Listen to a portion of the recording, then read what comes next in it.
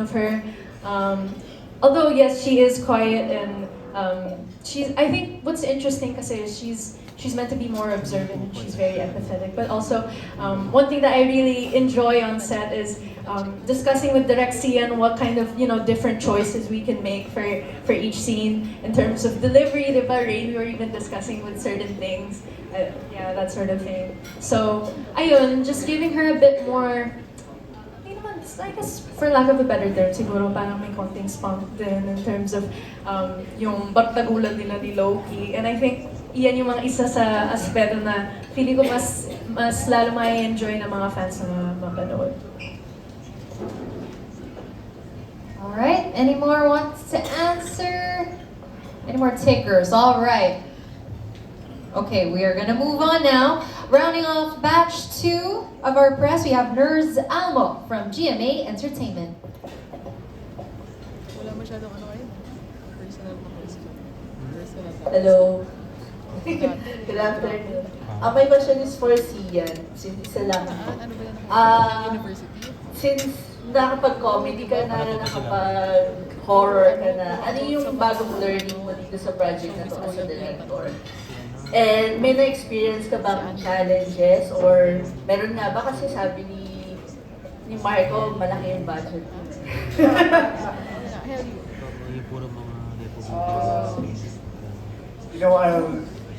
Ulit-ulitin ko lang yung sinasabi ko talaga na it's such a blessing na ito po yung mga artists that we're working with dahil they're also passionate. Gusto ko manang simulan po doon. Yes, in terms of yung mga learnings, it's different yung mystery kasi it's very detailed, ang daming kailangang i-cover, and syempre we have to stay faithful to the book. Hindi naman ito pwedeng basta baguhin lang namin, basta mag-adlib na lang kami out of nowhere at mawala na lang kami. So, I think this is connected to what Jazz was saying kanina, na ano yung, ang dami kasi nilang nilalagay na layer sa totoo lang.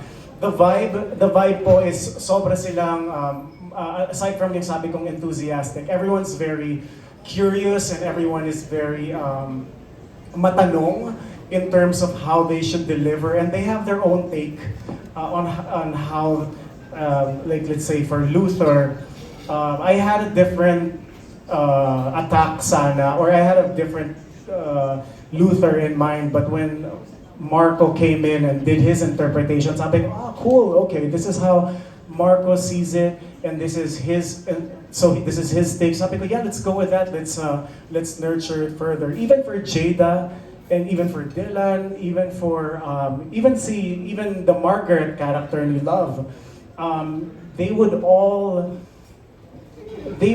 have their versions sa table. So, gawin natin to.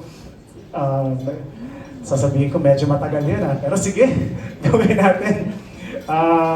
It's hard pero everyone's game eh. So that's what yun yung energy na nakukuha ko. So yun, maraming learnings in doing the mystery. It's very fun, it's very bloody. Slowly we're incorporating now the action element kasi it's a little bit like Sherlock na parang very dialogue heavy, but with the go signal of the creatives and the go signal of Rain, we can inject more action into Project Loki. Ayun po. Mga challenges meron ba? The challenges, ito yung una. The very first challenge is I didn't know how our leads are to begin with. Parang I didn't know how to approach Dylan. Paano nga ba yung atake ni... How is Dylan as an artist? Kasi, of course, they're the new generation of stars. How is Jada? Diba? Are they... ano ba sila? Masipag ba sila? Are they the type of actors na gagawin ko lang yung nakasulat dito tapos uuwi na kami. Okay, parang ganon. And even for all the new ones, sina Michael Keith, sina Ivan and si Lauren, they're at first yun, it's very intimidating. Kasi paano nga ba, how do they work? So yun yung mga challenges, but showing the right amount of, the right attitude, coming into the set prepared, and ayaw nilang umuwi eh. Gusto nilang magtrabaho eh. Buti pa kayo mataas ang budget sa inyo. No. But yeah, ayaw nilang umuwi. They just wanna work. They just wanna go at it. Let's go again. So yun. We have the perfect canvas to paint on. Okay, thank you. Ano ko sinabi? Okay, maraming salamat po, Direk. Okay, now we have a few more batches for today. Our third batch that includes Patrick Fresno, John Fontanilla, World of Drums, and Erwin Ogawa. Ngayon, pakinggan natin our TikTok content creator, Patrick Fresno. Hello po. Una-una po sa lahat, congrats po sa teaser trailer. Kasi ang ganda ng cinematography and I would like to commend the DOP. Ang ganda po talaga. So, my first ito lang naman yung tanong ko. Para po sa author natin, how hands-on were you during the shooting? May mga kinunsult po ba sila sa inyo? Tsaka present po ba kayo sa set? And if ever, ano ang biggest creative decision na kinakailangan mong pag-isipan ng mabuti to translate sa adaptation? Okay, first of all, hindi pa ako nakakapunta sa set, so hindi ko pa nakita kung paano yung process ni Direk, kung paano mag-internalize yung mga characters, ay mga actors rather. Wala pa akong kumbaga input or insights. But syempre, if ever I will be given the chance to visit the set and I would be consulted kung okay ba to or kung ano man, basta I am open to offering my but unless mangyari yan, I would just be happy watching them perform and watching my story unfold in real life, parang ganun. As for the creative decision, the biggest, ang hirap.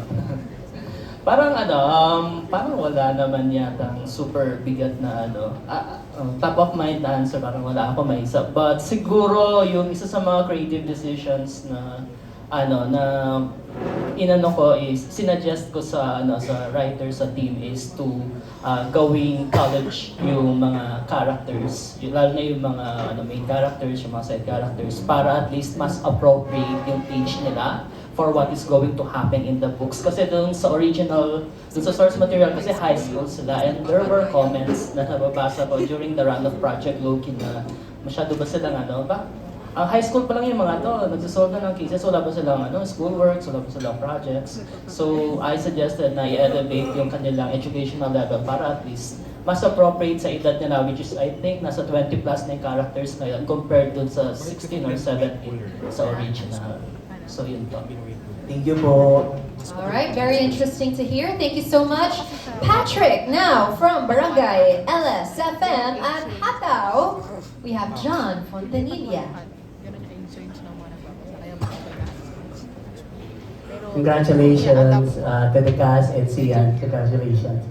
Kay Dylan, Dylan, may ka ba? Kasi malapit na ipalabas yung Project Loki and then iniisip mo ba kung paano tatanggapin ng mga supporters ng Project Loki yung character mo bilang si Loki?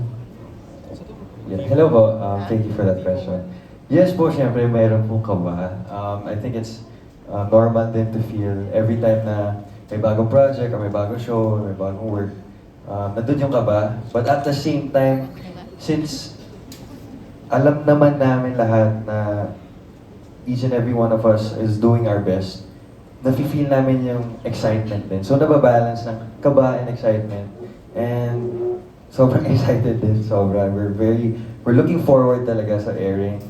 And ayun, sana matuwa ang audience, matuwa ang players, matuwa lahat ng mga manonood sa Viva, sa Signal, and even sa TV5, sa television. So yun, I'm very excited and we're all excited for sure. Thank you. Thank you so much.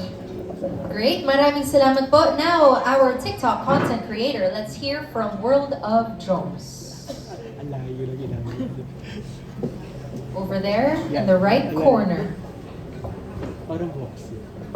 Ayun. So, good afternoon everyone. My question is for the author.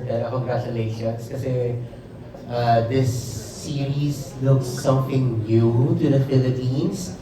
So, sa mga international na series na parang ganito, nakaka-hook talaga siya. So, I'm very excited for this one. So, for the author, for the cast to get to know their characters more, did you do a one-on-one with them to get to know their characters, their motivations? Yun. I think the first thing that I did regarding their portrayal or their interpretation of the characters is to give them the character sheets based on the book. So they would know kung ano yung background, personality, appearance, and role in the story. So kahit na hindi nila ako makausap, meron sila parang written guide kung ano yung character nila. Next is, I think, if I remember correctly, nung cast reveal, nagkaroon ng session with after the event, nagkaroon ng session with the actors, and then, medyo impromptu yun, pero I gave them some bullet points or insights regarding their character. Like, I remember telling someone here na, you are the most important piece of this puzzle, so everyone's looking forward to your performance. Anong ganun. So, ayun, they are free to interpret the characters the way they want. And kagaya nga ng sinabi ni Direk kanina, the actors here added layers doon sa characters. And I think that's a good thing kasi yun nga, nabibigyan pa na-flesh out pa lalo. And maybe in the books, I wasn't able to do that. But in this adaptation, I think that we will see more fleshed out characters with their backgrounds explored and their personalities expanded. Thank you so much and congratulations. Alright, good question. Maraming salamat sa iyo. Now, from Anong Ganap, Erwin Ogawa. Hi guys, congrats sa new project. So kay Direk Sian, you've done comedy, you've done horror po. So anong kaibahan naman itong mystery project for you? Anong mga challenges? Yung kaibahan po niya is, it's just very, there's no room for parang hindi siya it's not the type of material na pwede ka lang mag-ad-lib basta-basta. May mga moments na pwede that we can really make it light, pero ganun siya, detalyado kasi siya. And it has such we want to stay as faithful as we can. And yun, sa mystery kasi may mga elements na nilalagay early on, tapos may mga payoff sa dulo. So yun, I think that's the hardest and the most difficult part. And yung masaya din, kasi we're dealing with action, blood, and investigation, interrogation. So yun, maraming plenty of elements like that dito po. Very new para sa akin at the same time. Okay, congrats in advance, Direk. And sa ibang cast, paano yung pinagandaan yung mga characters dito? Nag-research ba kayo? Or may pinanood kayo mga movies? Sina Michael? Kanina po. So, I'm portraying the role of Rhea po. As per getting myself ready to portray the role of Rhea, nag-workshop po kami. Nag-aaral po kami to further our skills in acting with the help of MQuest Ventures and of course our mentor, Direk Ryan, with the use of Chabak technique. Ayun po. Also, nire-read ko po personally yung book since I've read it before pa po. Matagal na, 2016, since I'm also a Wattpad reader po talaga. So, sobrang, surreal din po na feeling na dati binabasa ko lang, tapos ngayon I'm one of the characters na nabiyayaan ng gantong role, ng gantong opportunity to portray the role of Rhea. And ayun, thank you so much po for the trust. And sir, with, of course, Sir Rain, sobrang hands down po talaga. Sobrang fan po talaga ako ng work ni Sir Rain. Ayun, it's an honor and a pleasure to portray the role of Rhea. And yun po, I did my best to really try to bring out the Rhea in me. So, ayun. Sana po, abangan po ng mga tao yung scenes with Rhea. Thank you. Other cast? Ako naman po, so as mentioned, in-encourage po talaga kaming lahat na basahin yung book. And aside from that, yung preparation ko po siguro kapag nasa shoot na kami, lagi ko pong kinakausap si Direk Sian kasi nabanggit nga po niya na meron kaming mga sarili naming interpretation habang nagbabasa kami. And from my experience po, sobrang opposite ng interpretation namin ni Direk Sian dun sa character ko. Pero ginawa po, minix po namin yung ideas namin. And I think yun yung best way na na-portray namin yung scene. Sa collaborative no? Yes, super, yeah. Si Michael naman. Ano po, I've only had 2 shooting days pa lang, so I'm still trying to figure out my character as I go. Pero yung inspiration ko ngayon is, I've been watching a lot of Riverdale. I feel like it has a very, very similar energy and story behind it. And syempre, binabasa ko rin yung book sa Wattpad. Tapos I asked my RM to send me the scripts din para makita ko yung storyline ng show compared sa mga chapters that they're based about. So, that's been helping me a lot. And then, just spending time with Direk offside, off cam on the side, having little chit chats with him. He's so amazing at creating the space for us and just allowing us to be the characters that we are. So, thank you. For me, what I did, binasa ko yung book paulit-ulit and I tried to embrace my character as Basti in Montreal. And honestly, sa sobrang pagka-embrace ko, pati sa totoong buhay, nagiging clumsy na rin ako. Pero buti na lang di ako natatapa. Yun lang naman. So yeah, that's what I did, and yung Media Quest din, they are very hands-on. Nag-provide din sila ng workshop for us, and yeah, binabasa yung script again and again. Nanonood din ng movies na related with my role, and yeah, that's what I did. Okay, and sa kabilang side, si Kurt. Ako naman po, I'm playing Stein Alberts. And sa mga readers po dyan, Yes, may pala. so sa mga, I can't really say much about my character, pero sa mga readers po dyan, I know you know po. And it's very different sa mga previous roles ko po, and I really like it kasi na-challenge po ako. So bukod po sa binigyan po kami ng character deck, yung description about the character namin. And also, in-encourage po kami magbasa ng book and also watching movies na related sa character ko para ma-help din po ako and makakuha din ako ng mga different techniques on how they execute it. Thank you po.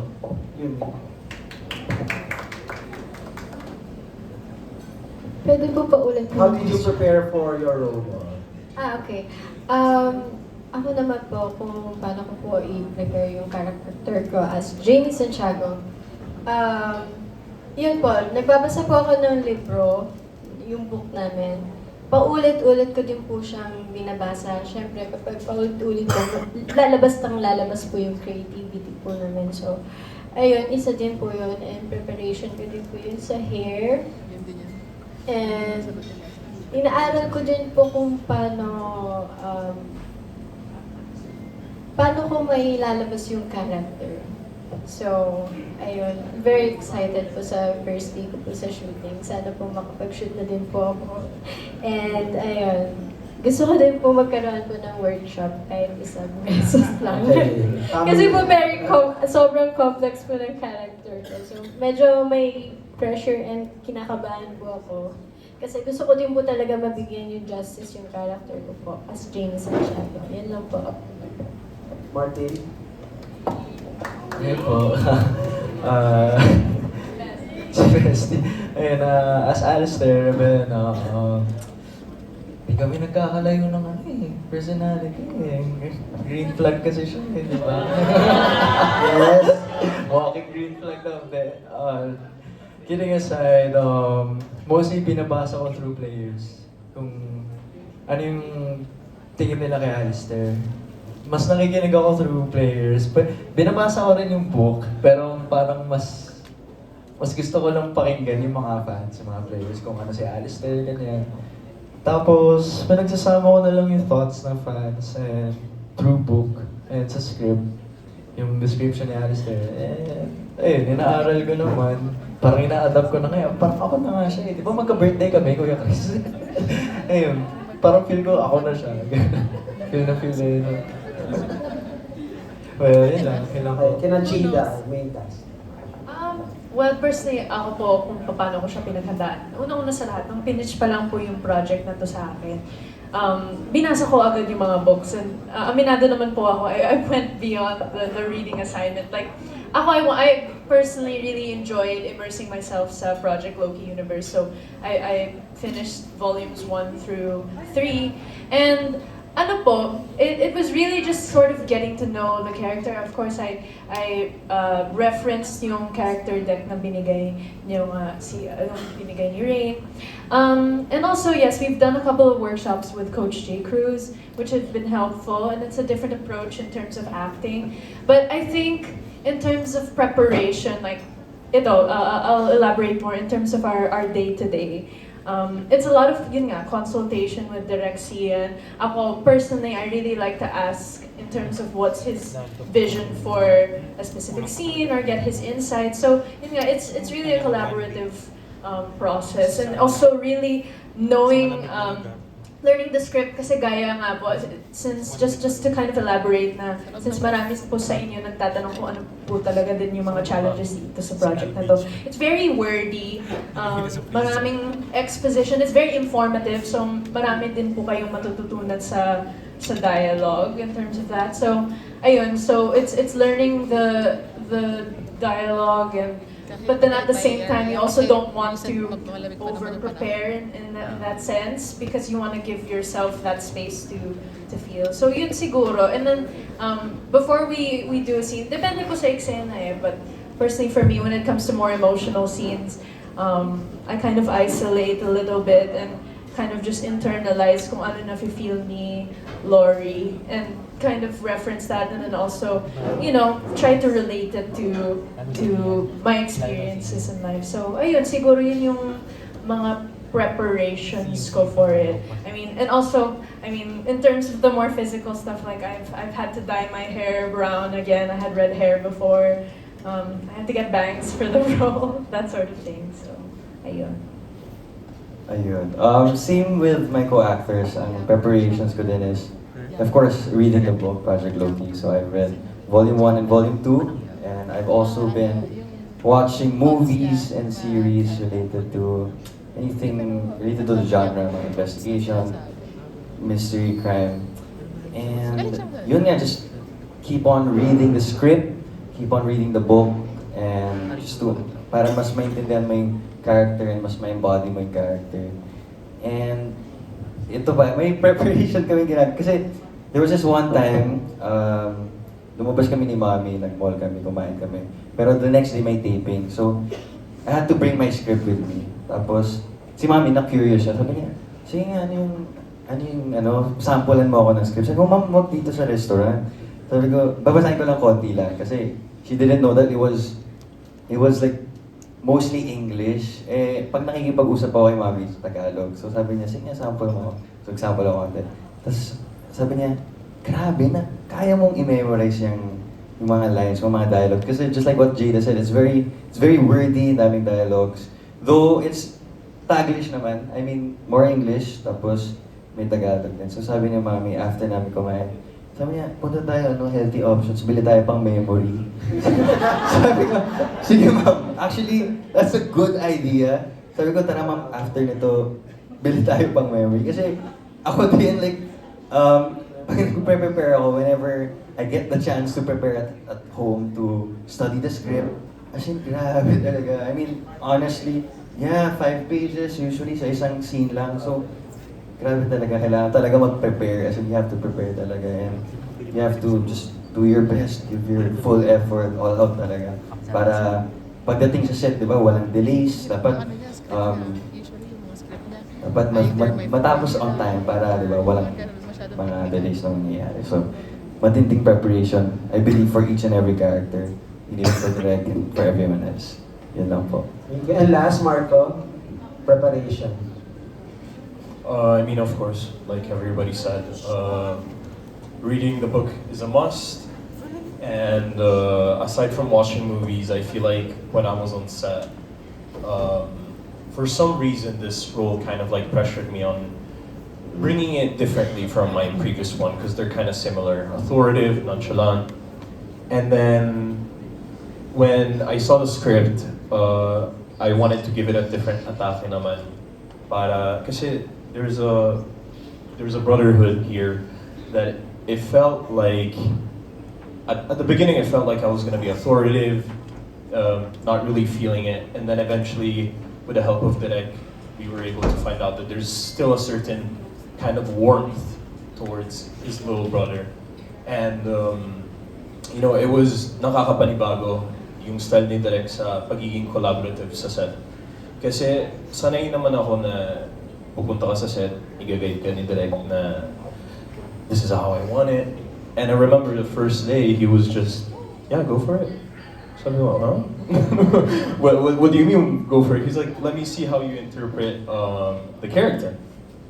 And of course, being given that responsibility gives you that kind of like pressure na pagdating mo sa bahay sa next taping day, ipe-prepare mo sarili mo na may iba't ibang atake ka para pag hindi nag-work yung isa, meron ka nang naka-prepare. And of course, our job as actors, probably the rule that we have, it's like come to the job prepared, knowing your lines. Because when I first saw the script, medyo nagulat din ako, like 10 pages, monologue. What? I mean, it wasn't a monologue, they would reply, pero grabe yun. Medyo matindi yung mga eksena na mahaba yung linya. Madialogue nga. That's the genre that we have now. So, a lot of preparation of the lines, for sure. Okay, Besa, baka I'm sure naman mo hook sa series na to. Can I just add like then a little something lang? Nakakatawa like listening to all of them kasi like just to share, lahat sila magkakaibigan dito eh. And kung naririnig niyo naman, kung nakikita niyo naman, ang babait talaga nila, like genuinely, hindi dahil nakaharap sila sa press and sa media, oh mapapakabait kami dito, tapos galit kami sa set. Like what Marco mentioned, there's no drama, which is the camaraderie sa kanila. Like we would, of course, we would set up, gagawin namin yung kailangan namin gawin as production, pero pagkakita namin sa kanila, magkakasama lang sila, kumakain together. So nagtutulungan talaga sila. And just seeing that, it's such a breath of fresh air na, alam mo yun, nagtutulungan, walang pataasan ng ego here. Everyone is lifting each other up, which is yun nga, yun po yung sana,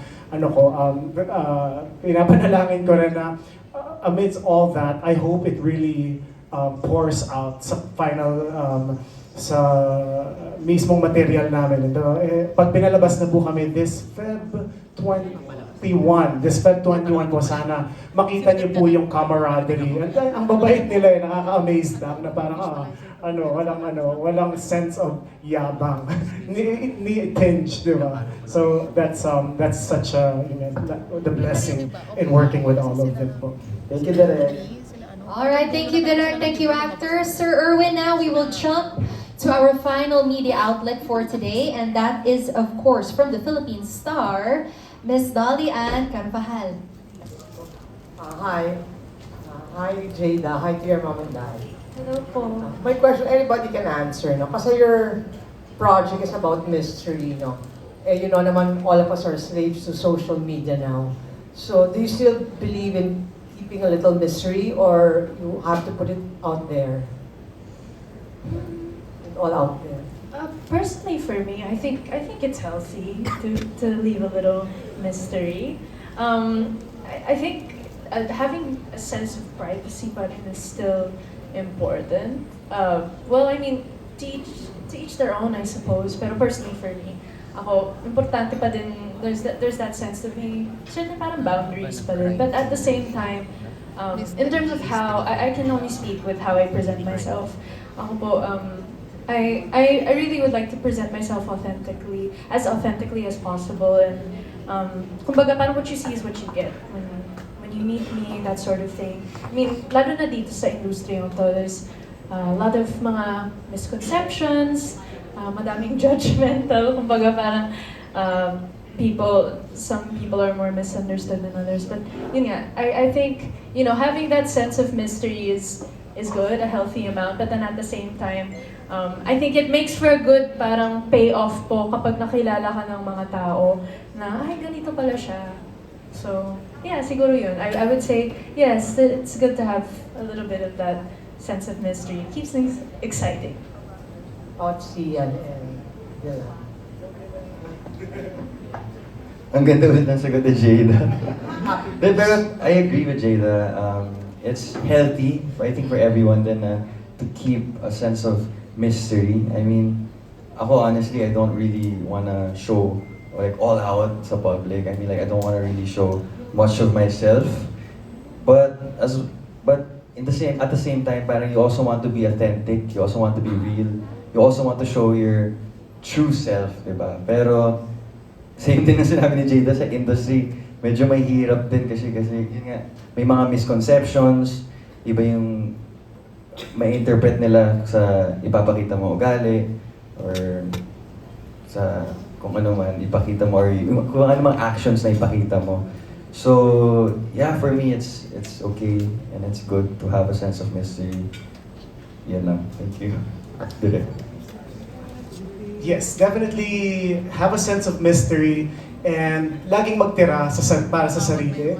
Because yun, anything you put out there, it's out na para sa publiko, and you're ino-offer mo na para sa lahat to give their comments, diba? Some will be positive, some will be negative. So just yun, we all have to just be prepared, and it also comes din kasi sa line of work natin na kailangan natin mag-TikTok, kailangan natin sumayaw.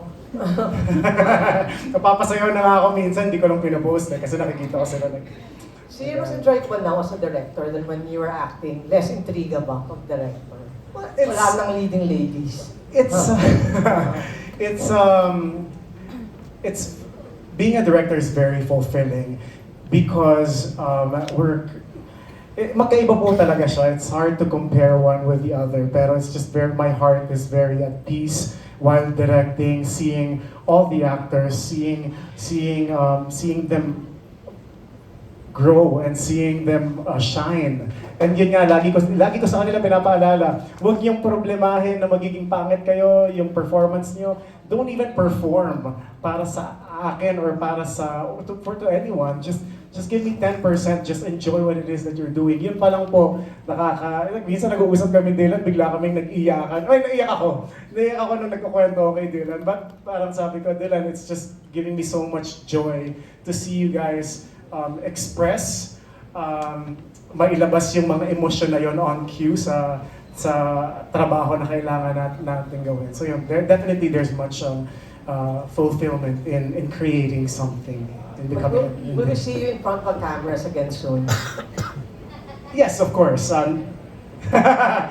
Nag-audition nga ako sa Project Loki, ayaw lang ako sulatan ni Rain. Rain, sulat mo naman ako dito. Thank you. All right, thank you so much, and that's it for the Q&A. Let's give everybody a big hand. Thank you to our cast, director, and author for opening up to us. And now I did promise everybody